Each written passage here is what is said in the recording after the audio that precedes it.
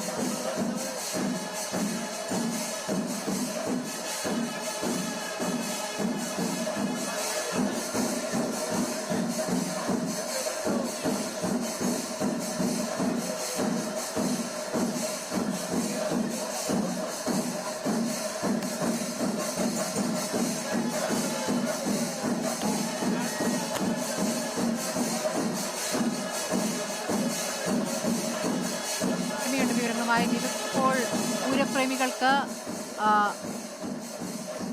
വലിയ ആവേശമായി പഞ്ചവാദ്യം പൊട്ടിക്കയറുകയാണ്. എന്താണ് അവിടെ നിന്നുള്ള കാഴ്ച? എത്രത്തോളം പൂരപ്രേമികൾ അവിടെ നിറഞ്ഞിരിക്കുന്നു? കാലാവസ്ഥ എങ്ങനെയാണ്?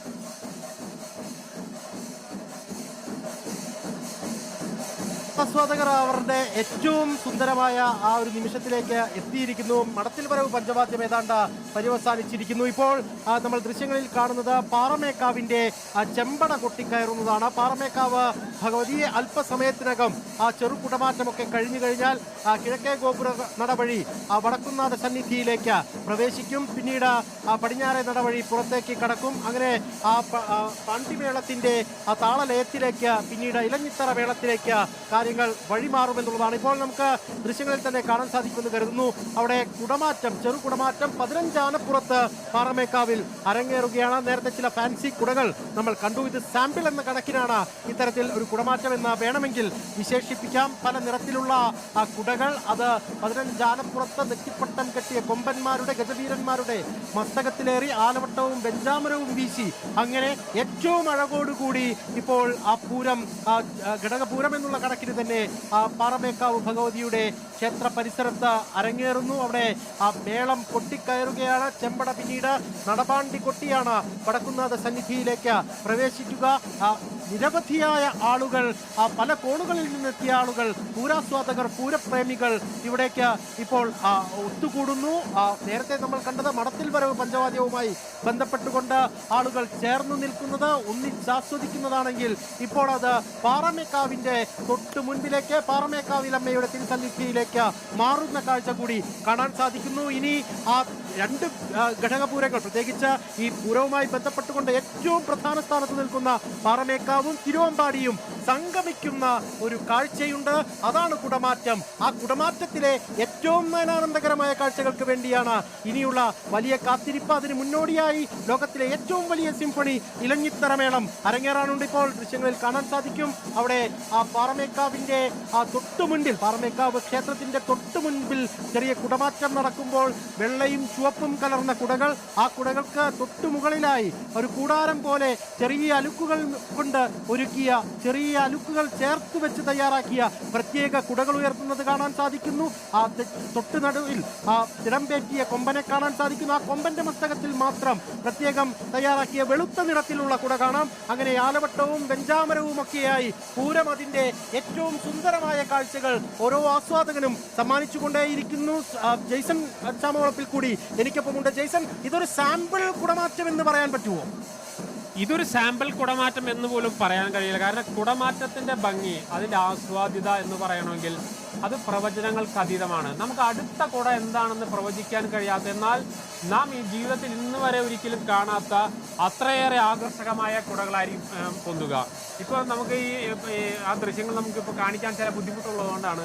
കുടമാറ്റം നടക്കുന്ന സ്ഥലത്ത് തെക്കേ ഗോപുരനടയിൽ ഇപ്പോൾ തന്നെ നിരവധി നൂറുകണക്കിന് ആളുകൾ ഇപ്പോൾ തന്നെ തമ്പടിച്ചിരുന്നു. ഇവിടുത്തെ ചൂട് എന്ന് പറയുന്നത് 45 ഡിഗ്രിക്ക് മുകളിലാണ്.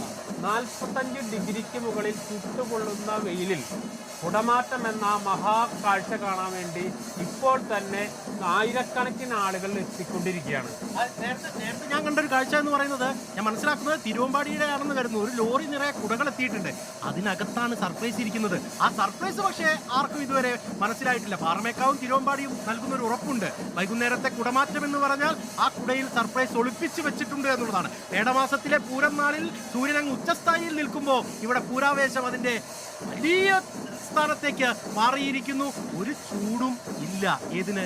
വെയിലിന്. അങ്ങ് അപ്പുറത്ത് പൂരത്തിന്റെ ചൂട് അത് ഹൃദയത്തിലാണ്, നെഞ്ചിലാണ്. അതിനപ്പുറത്ത് എവിടെയാണ്? സമസ്ത മേഖലകൾ വ്യാപിച്ചു കിടക്കാണ്. ഈ ലോകത്ത് എവിടെ ഇരിക്കുന്ന ഒരു പൂരപ്രേമിയുടെയും ഏറ്റവും വലിയ ആഗ്രഹം എന്താ? ഈ പൂരത്തിന് ഇവിടെ എത്തണം എന്നുള്ളതായിരിക്കും. തൃശ്ശൂർ പൂരനാളിൽ ഈ പൂരപ്പറമ്പിൽ എല്ലാ ചൂടും വെയിലും മഴയും പൊടിയും കൊണ്ട് ഇതിന്റെ എല്ലാ ലഹരിയും ആസ്വദിച്ച് കിടക്കുന്നതാണ്. അതില്ലാതെ വരുമ്പോൾ വേദനിക്കുന്ന ആയിരക്കണക്കിന് പൂരപ്രേമികൾ ഈ നാട്ടിലുണ്ട്, വിദേശങ്ങളിലുണ്ട്. അവധിയെടുത്ത് കിട്ടാൻ വലിയ പൈസയ്ക്ക് ടിക്കറ്റ് എടുത്ത് വിദേശങ്ങളിൽ നിന്ന് ഇവിടെ എത്തി ഈ 3 ദിവസമൊക്കെ പൂരം ആസ്വദിച്ച് ഈ വെയിലും പൊടിയും കൊണ്ട് മേളം ആസ്വദിച്ച് കുടമാറ്റം കണ്ട് എല്ലാ രീതിയിലും ജീവിതത്തിൽ സന്തോഷം മനസ്സിലേറ്റി അടുത്ത വർഷത്തേക്ക് കാത്തിരിപ്പുമായി തിരിച്ചു പോകുന്ന ആയിരക്കണക്കിന് ആളുകളെ കൂടി ഉൾക്കൊള്ളുന്നതാണ്